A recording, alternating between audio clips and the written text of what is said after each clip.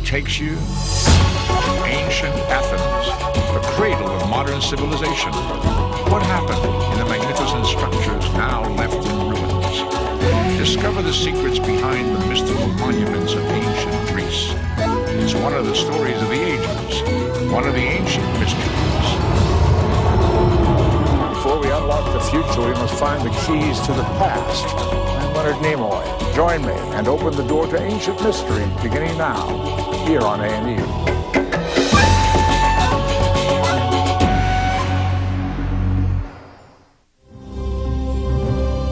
In one brief but classical moment in time, the ancient citizens of Athens, Greece, built the most magnificent temples that mankind has ever been inspired to create. Towering shrines shrouded with unworldly spirits and mysterious cults that indulged in unspeakable sacrifices. Discover for whom these columned temples were built, and learn about the haunting mysteries that still lie buried amongst these marbled wonders of ancient Greece.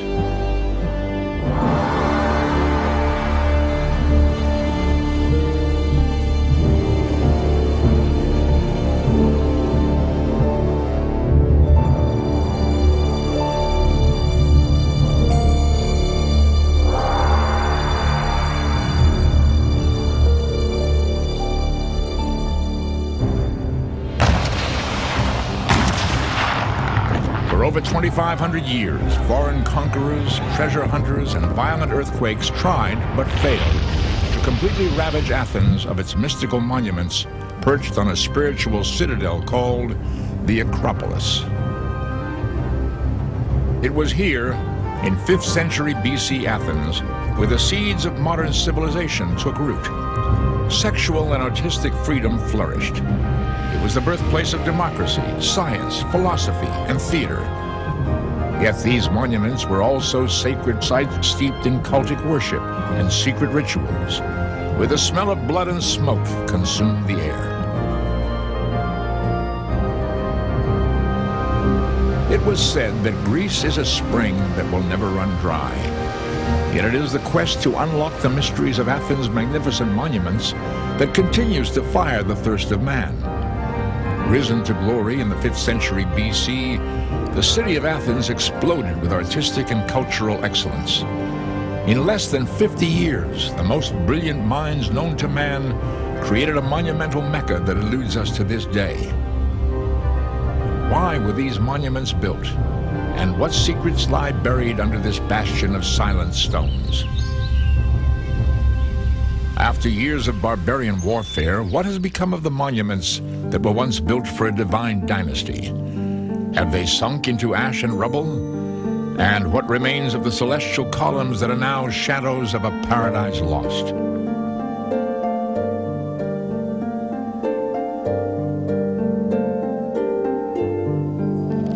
The origins of Athens' temples are lost in myth and legend.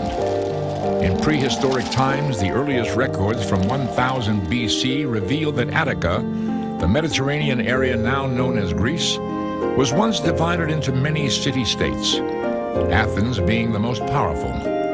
The Acropolis, which means high city, serves as a refuge against enemy attacks. The early Athenians believed that the Greek goddess Athena, protector of life, and Poseidon, god of the sea, competed to rule over Athens. In the contest, Athena created the olive tree. Poseidon, on the other hand, struck his trident down on the limestone rock on the Acropolis and produced a spring of salt water. Yet it was Athena's luscious olive tree that would become the essence of their economy. No one in ancient Greece doubted Athena's supernatural powers. As a result, the creator of the olive tree was proclaimed the divine guardian of Athens. The olive, fertile and self-sown, the terror of our enemies, that no hand tames or tears away. Sophocles. Since primitive times, the ancient Greeks had always respected their gods and goddesses. Early on, they built small shrines throughout the Mediterranean in honor of them. In 566 BC, the Athenians began building a larger sanctuary on the Acropolis to worship Athena and their other deities. Political disturbances, however, interrupted the construction of the limestone temples. In 480 BC, King Darius of Persia declared war on Attica. Other city-states quickly looked to Athens and its powerful military for help.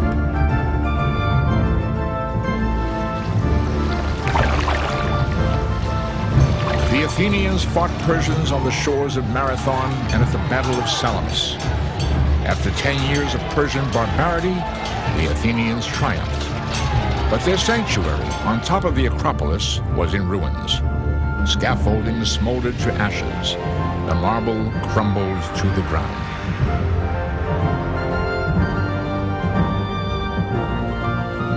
The Persian wars devastated the Athenian spirit. Yet, amidst their sorrow, a miracle occurred. The ancient Greek historian Herodotus wrote that the warring Persians had burned the sacred olive tree that Athena had planted on the Acropolis. But within 2 days, a new shoot sprang forth, a sign that their patron goddess was still protecting the city.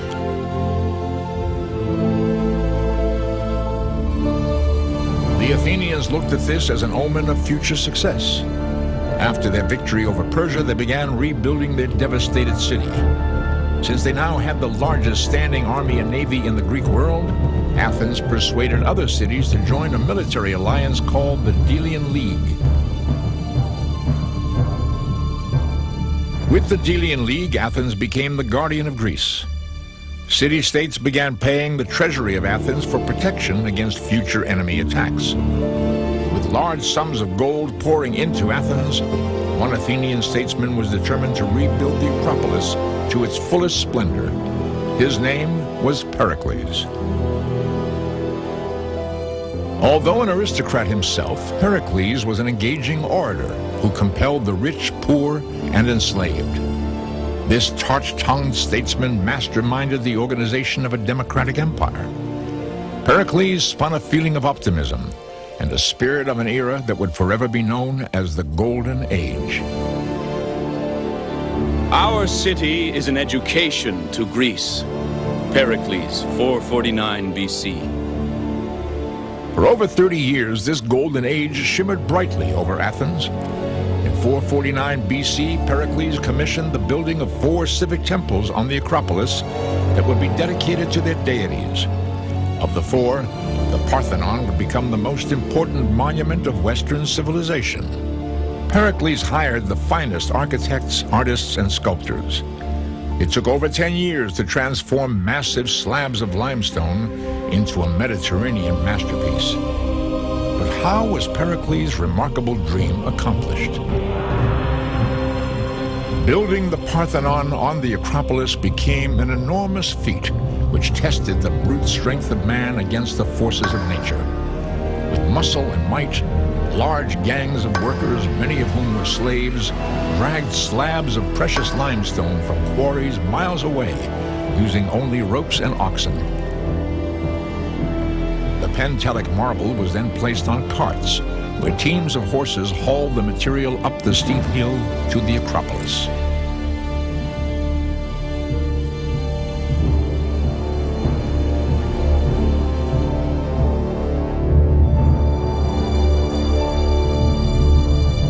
Once the structure was completed, the renowned sculptor Phidias adorned the exterior and interior of the Parthenon with hand-carved sculptures and friezes. They depicted the supreme gods of Mount Olympus, battles between the Greeks and Amazons, and Lapids fighting centaurs.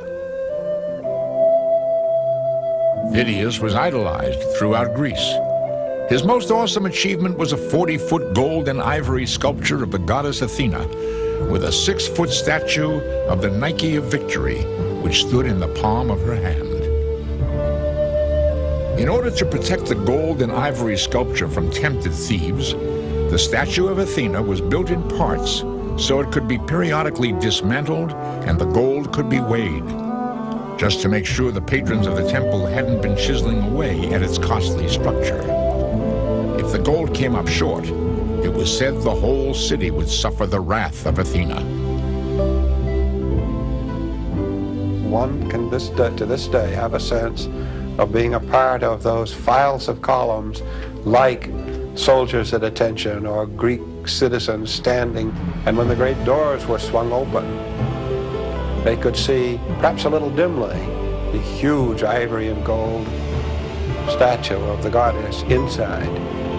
But while they were getting to the Parthenon, they passed another huge statue of her between the gateway, the Propylaea, and the Parthenon. Huge standing statue of Athena in battle array. You couldn't get away from her. In your thoughts, in the word itself, in her presence in Athens. Regarding the statue of Athena, the ancient writer Plutarch wrote that the great statesman Pericles brought the most delightful adornment to Athens and to the rest of mankind, which testified that her power and splendor was not idle fiction. It's the buildings themselves. There's something there, intangible, hard to describe, hard for any of us to describe, but that has to be experienced in person. The contrast of the sunlight, the blue sky, the rough Acropolis stone, and then the finely honed perfection of the workmanship and the proportions that one sees and their significance today as icons of the past. While the exterior of the Parthenon glistened against the Mediterranean sky, the interior also shimmered with a wealth of treasures. They included silver coins, gold vessels, and red clay pottery. The Parthenon held a treasure trove for its patron goddess Athena, but what mysteries loomed inside this marbled wonder? When we return, we will learn what secret rituals were performed in and around the temples of the Acropolis.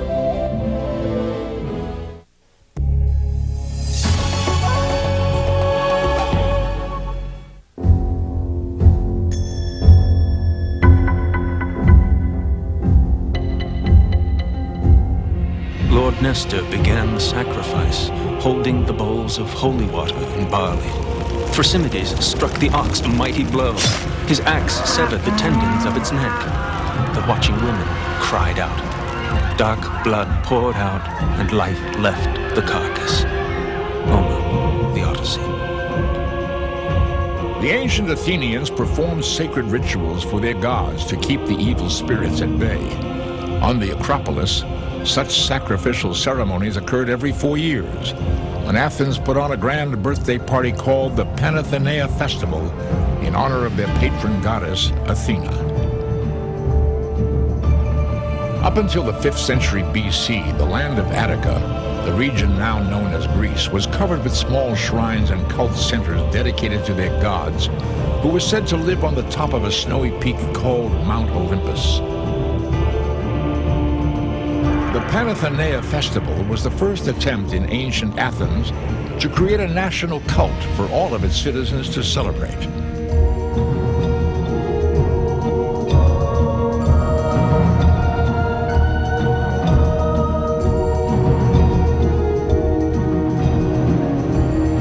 The festival included a grand procession with young cavalrymen on their horses clattering up to the Parthenon with marshals in between them. Young maidens followed them, carrying garlands and a sacred cloth for the goddess Athena. The cult statue of Athena was dressed up, was given a new robe, and I suspect that it was also given earrings and jewelry, so it got a whole new apparatus. And the appearance of the cult statue must have been seen as a kind of epiphany of Athena for the common people. The festival was peppered with wine, women, and song. Athletic and singing contests were performed in honor of the gods. The winners usually received a large jar of olive oil, which was almost as precious as gold. Ancient epigraphs reveal that the statue of Athena presided over a ceremony where bulls and sheep were sacrificed. On some festival days, over 100 animals would be slaughtered as offerings to the patron goddess. The Acropolis was filled with cult, so to say, and with cult monuments.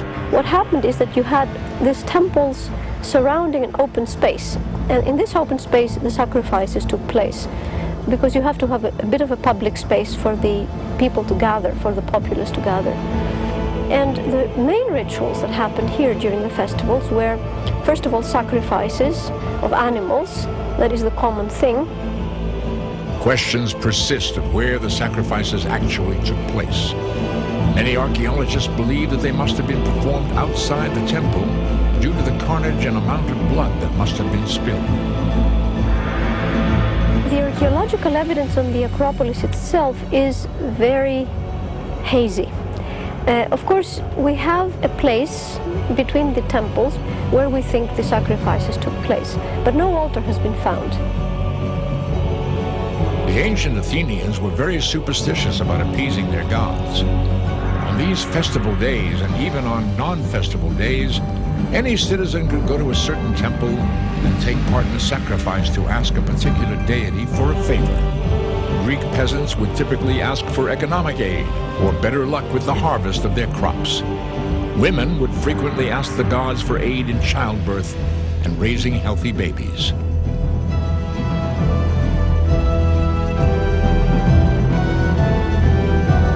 Were animals the only things Athenians sacrificed as offerings to the gods? Answers to this question might be hidden on a frieze that wrapped around the interior facade of the Parthenon.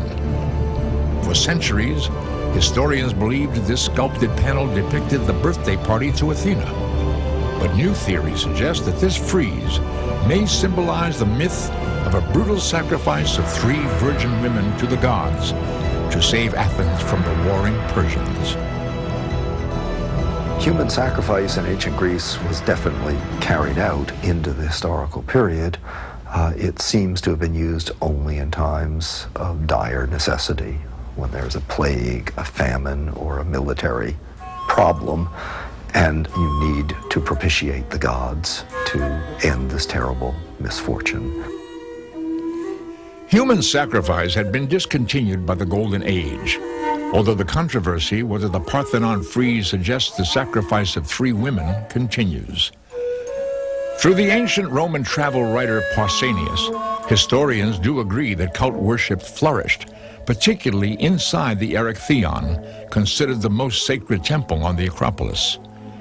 Outside the Erechtheion, an oil lamp perpetually burned day and night. Inside the temple were shrines and cultic worship to many gods. The ancient Roman writer Pausanias observed that in front of the temple's entrance was an altar to the god Zeus. There, nothing was sacrificed that breathed, and no wine could be served. However, the ancient Greeks did offer sweet cakes to their imposing god. The Erechtheion was the last of the major buildings built on the Acropolis. Properly speaking, we really should be calling it the Temple of Athena Polias, because it housed the most important image of Athena on the Acropolis. This was a very ancient wooden image that may have even fallen from the sky, according to one ancient author. The Erechtheion was considered a jewel of architecture. On the north side of the temple is the alluring Porch of Maidens, 6 magical sculptures of beautiful women who serve as columns holding up the sacred temple. Much speculation has surrounded these women. Who were they? One ancient Roman architect said they symbolized maidens captured in a battle in the 5th century. Other archaeologists believe they are the daughters of King Kekrops, who is believed to be buried underneath the temple. It is often assumed that it was there at the southwest corner, and that the Porch of the Maidens, that the maidens themselves perhaps represent the daughters of King Kekrops, but no burial was recovered in any of the excavations in the last century. The Erechtheion was shrouded with unworldly spirits. But what secrets loom inside the 3rd monument that was built on the sacred hill? The Temple of Athena Nike is located near the entranceway leading up to the Acropolis. Built after the completion of the Parthenon in 432 BC, this magical temple is smallest and the most delicate monument on the site. Excavation of ancient inventories revealed this shrine also housed a statue of the goddess Athena, as well as serving as a treasury that resembled a modern-day bank.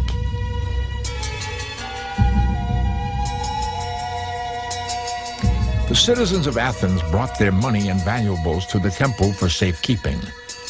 But the Athenians thought it only proper to pay interest to the goddess for the privilege of keeping their money there. And no one dared steal anything from under the watchful eye of Athena. The monuments in Athens were not only masterpieces of art, but also political and sometimes sexual expressions of the society which created them. When we return, Ancient Mysteries will trace the origins of Western civilization by uncovering the monumental remains of an orgiastic cult of ancient Athens.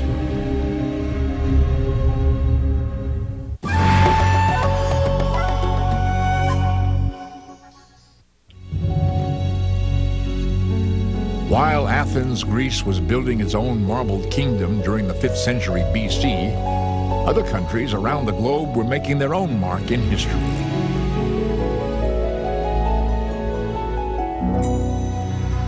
In India, a visionary called the Enlightened One founded the Buddhist Empire, which quickly spread across Asia. Its followers were taught the way to nirvana was to achieve wisdom and renounce negative thoughts. In the Holy Land, the Wall of Jerusalem was known to have been erected by Nehemiah and Ezra. It was during this time, too, that the Torah became the moral book of the Jewish state. And in Italy, the imposing Etruscan Empire was slowly caving in to the powers of a new sovereign authority, the Romans, who one day would also rule Athens.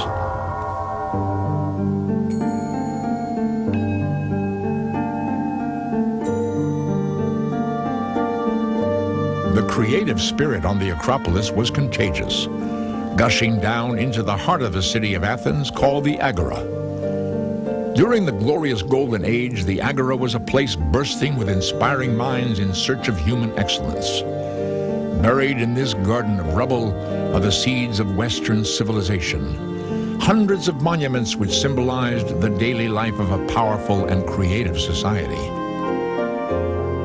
I think Athens had a sense of optimism at this time, a sense of power and possibility, a sense of an optimistic future that helped to fuel the creativity in the visual arts and in the literary arts. Athens was the birthplace of literature expressed in the works of the playwrights Aeschylus, Sophocles, and Euripides. It produced the first philosophers, Socrates, Plato, and Aristotle. And it was the home of the founder of medicine, Hippocrates. But why did the foundations of Western civilization begin in Athens? The very words that come to us today, the word politics comes from the Greek word polis, and democracy and anarchy and tyranny and oligarchy are all Greek words. And so is drama and tragedy and comedy, and so is athletics. The stadium is a Greek word. The theater is a Greek word. All of these forms, whether they be architectural forms, whether they be literary forms, whether they be political forms, came together during that golden age. After 2,000 years since its construction, teams of archaeologists have brought to the surface the origins of Western thought and society. Since 1931, over 100 ancient buildings and nearly 200,000 antiquities have been dug up from under the modern city. Today, in the Agora, archaeologists are continually in search of ancient Athens. Athens is essentially a massive archaeological site, but the modern city sits directly on top of all of the rest of the ancient city. And if one could tear out 500 buildings, 1,000 buildings, one could expose dozens more ancient buildings, which now lie some 15 to 20 feet below the modern street levels. They're there waiting to be discovered. The Agora was the center of town in all respects. Or it's like the mall in Washington, huge big open space with the buildings you need to run the government grouped around it. It was here in the Agora that archaeologists first discovered the beginnings of democracy as we know it today. Inspired by the democratic spirit of their leader, Pericles, the ancient Athenians wrote their own constitution. Our constitution is called a democracy because power is in the hands not of a minority, but of the whole people. Pericles, 431 BC. Although slavery was entrenched in their society, most Athenians believed their democratic government worked. Below are the remains of the first House of Representatives building, where 500 Athenian senators once voted on legislation. And it was here where the first jury system was conceived. Instead of 9 men and women, it was a jury of 201 or 501 or 1,501 Athenian citizens who happened to be sitting on the jury that day, who would make essentially the constitutional decision. They would have jurors' tickets and they would be assigned by lot. You couldn't tell until the court actually began sitting who was going to be a juror that day, so it was very hard to bribe an Athenian jury. Archaeologists have uncovered the stone ballot box and dozens of bronze ballots that were used by jurors to vote to either sentence or set free a defendant. Most cases were heard indoors, but in the case of murder, the trial was held outside because the Athenians were superstitious. A potential murderer could pollute the sacred halls of justice. Ancient Greeks were not only concerned with political correctness, but they also believed in enjoying life to its fullest. Athenians credit their god Dionysus.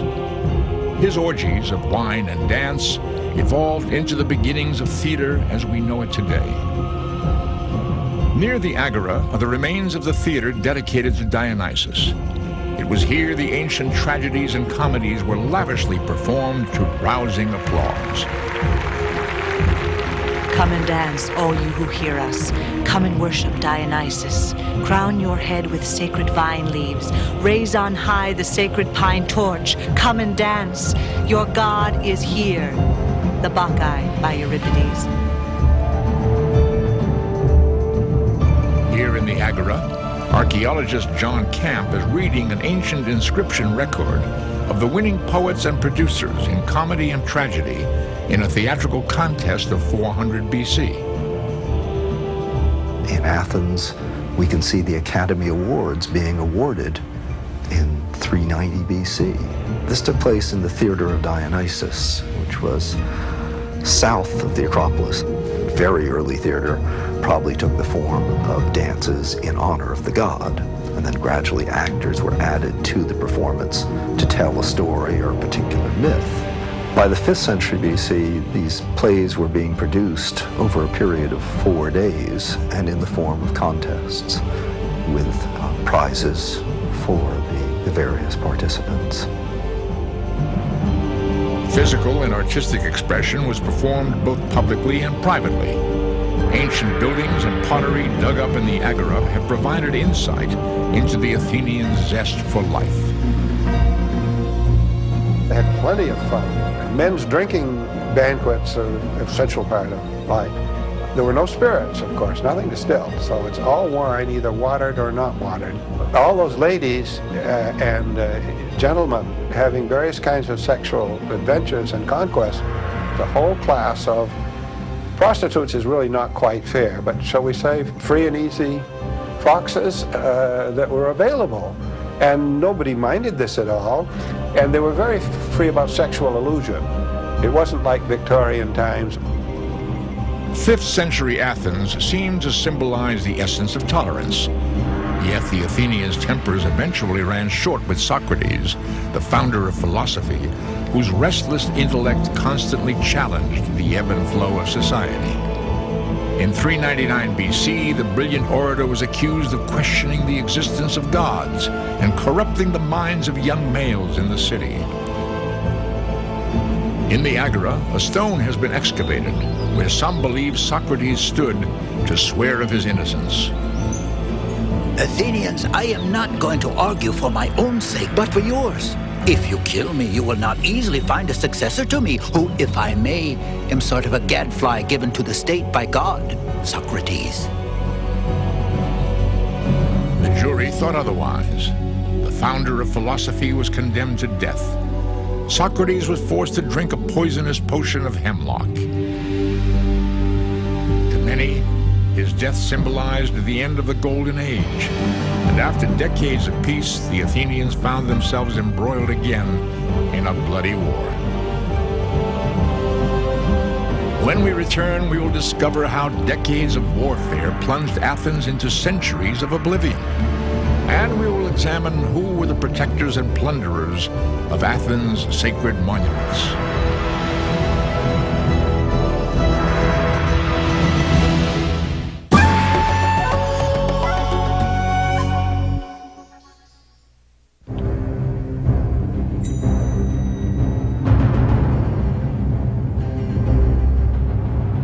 For every nation that lives peaceably, there will be many others to grow hard and push their arrogance to extremes.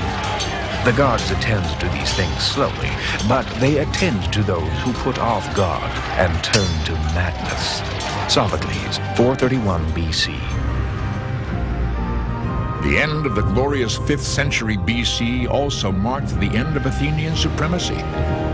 In 403 BC, after 27 years of warfare, Athens was conquered by its former allies, the Spartans. Democracy had fallen, the Athenian spirit was waning. If the defeat in the Peloponnesian War wasn't enough, a devastating plague had swept through Athens, taking thousands of lives, including their great leader, Pericles. With the death of Pericles, many wondered what was to become of Athens' monuments. For centuries, the city fell into the hands of many conquerors. Some respected Athens' sacred monuments, such as Alexander the Great of Macedonia. But then came the Romans, who not only conquered, but plundered. When the Romans first came into contact with the Greek world, they did so militarily. Their warriors made off with a great deal of Greek art as plunder and booty from their military success. But at the same time, they were extraordinarily respectful of Greek education and Greek culture. And even the taking off of this material represented a desire to participate in Greek civilization. As time went on, this bond between Athens and Rome became very strong. Much of Greek civilization survived through the medium of the Roman Empire. During the Byzantine Empire of 435 AD, foreign attitudes towards the monuments began to change. A Christian basilica was built in the center of the Parthenon. Cultic worship in the temples was outlawed. The 40-foot statue of Athena had already been melted down to harvest its precious gold and ivory. Nothing remains of the original statue. There exists only miniature marble replicas of the supreme goddess. Destruction on the Acropolis was gradual until the Turkish invasion of 1456, when the monuments suffered their greatest devastation. The Turks destroyed the temple of Athena Nike and used its marble for building material, fortifying the Propylaea or entranceway. Inside the Parthenon, a mosque was built, replacing the church. And there too, inside the Parthenon, the Turkish military stored their powder magazine. So by the time the Turks got to Athens and Greece, it was a brutally impoverished, underpopulated country. Wasn't anything the Athenians could do then. There was nothing there left of their past. By then, many of the monuments simply had decayed. You know, if you don't maintain a building, it falls down eventually. During this time, foreign visitors to Athens tried to keep the image of the worn monuments alive by making detailed drawings of them. But then, on an evening of September of 1687, the unspeakable happened. Warring Venetians bombed the Parthenon, hitting the powder magazine.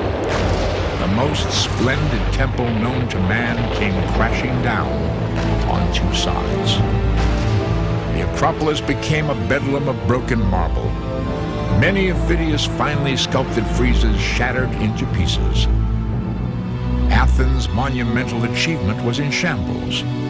People no longer looked at the ruinous temples as works of art. Athenians hauled away wagon loads of broken marble to use to build their homes. Say you wanted to build your own house. There was a building, all you needed to do was just dismantle it and take the stone away.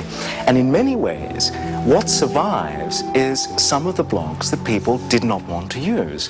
For example, columns and some of the more decorated elements of a building sometimes survive better than the square blocks because the square blocks are more useful in later buildings. Foreign visitors pocketed sculpted fragments from the Parthenon as souvenirs of its past glory. Treasure hunters from all over Europe came to pillage the monuments for profit, maliciously slashing off the valuable heads from Greek sculptures. When coming down to the citadel of the Acropolis, I took a piece of marble from the Parthenon, and since then, I have always taken something from the monuments.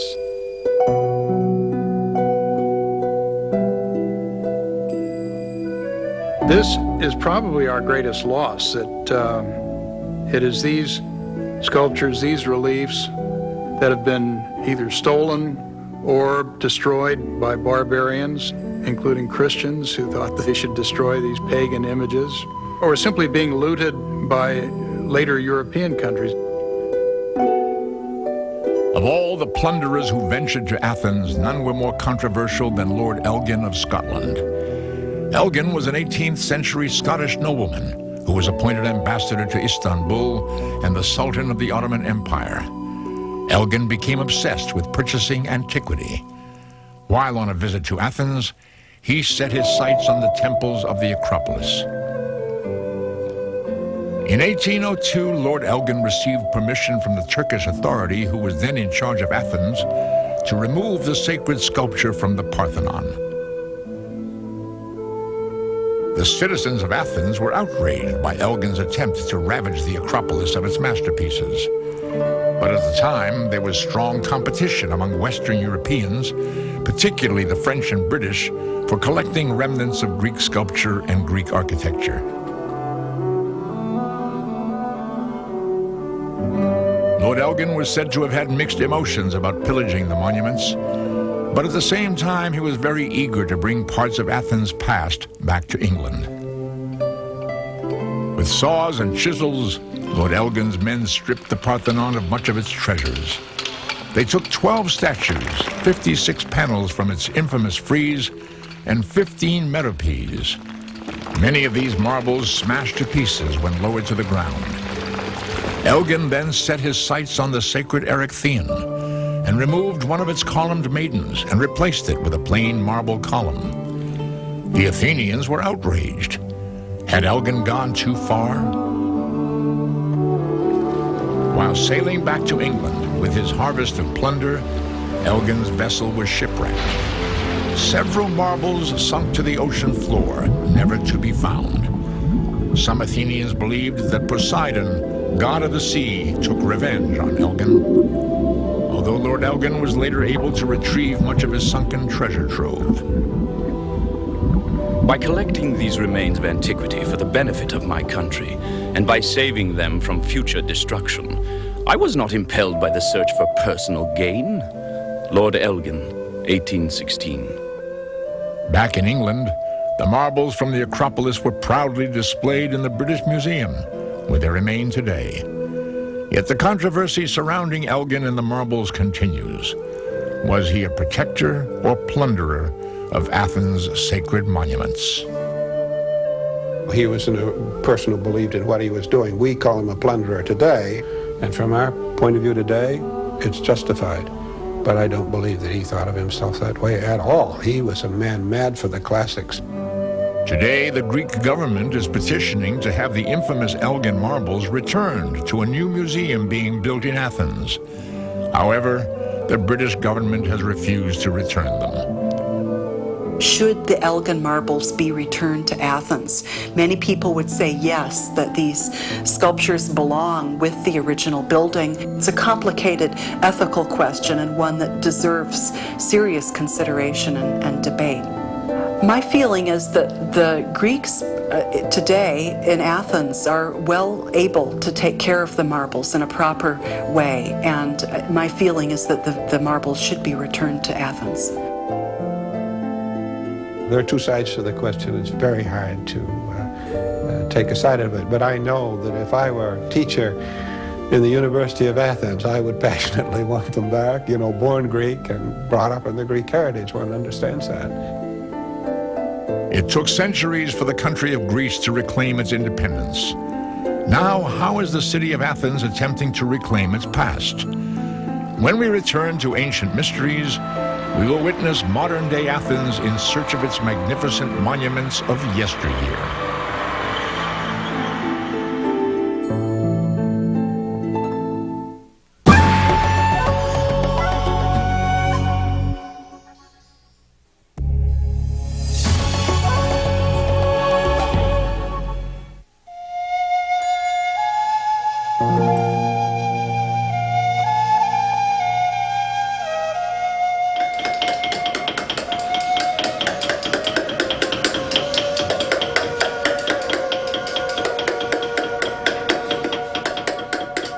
Every marble is labeled. No stone has been left unturned. These are the archaeologists and architects who work on the Acropolis.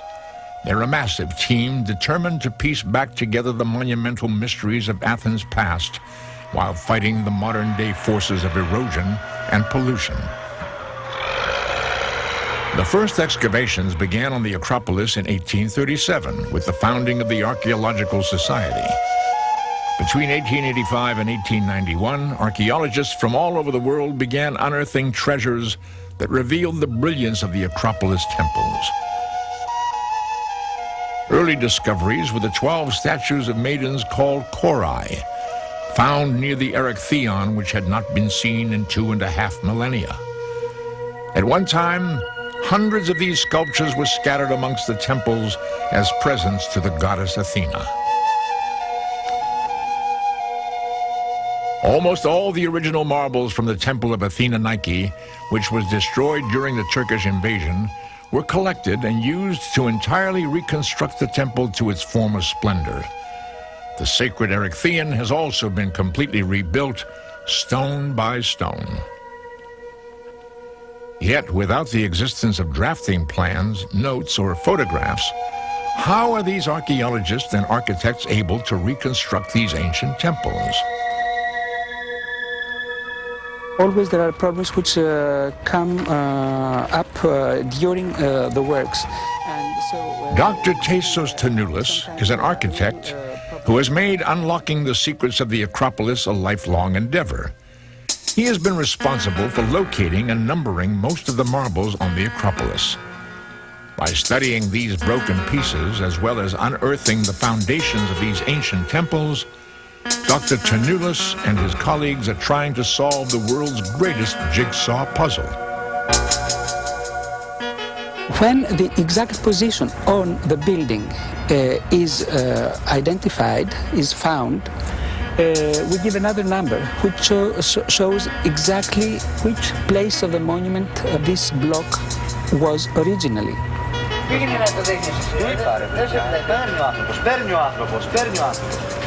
It is like a puzzle. I mean, it goes only in one place, not in many places. So this is something good. But of course, we understand that it needs a lot of experience and, how to say, a familiarity with the object, the material, the archaeological material of the building. Restoration work on the Parthenon is far from over. Yet will restoring these limestone temples enable archaeologists to make new discoveries about Athens' past? This whole concept that we have of looking at a building like the Parthenon with its glimmering white pentalic marble is very much a modern concept. We know, for example, with buildings like the Parthenon, were also painted in bright colors, reds and blues and blacks. It allows us to look at the past in a totally different way. There are numerous buildings in Athens that we know of that we have not yet uncovered. One could start with the town hall or the Prytaneum, where the eternal flame was kept. We've never found that. That's one of the pleasures of excavation, is you never know what you're going to find, absolutely. And you stand always to learn a great deal more about Greek history or Greek civilization, but you can't predict it until you start. Today, the ancient monuments of Athens are only a shell of their former glory. Many stripped of their sculpture, roofs, and very foundations. The ancient sacrifices and rituals that took place in and around these shrines are lost in the pages of history books. Although much has been either forgotten or destroyed, why do these crumbling monuments still fascinate modern-day visitors to Athens?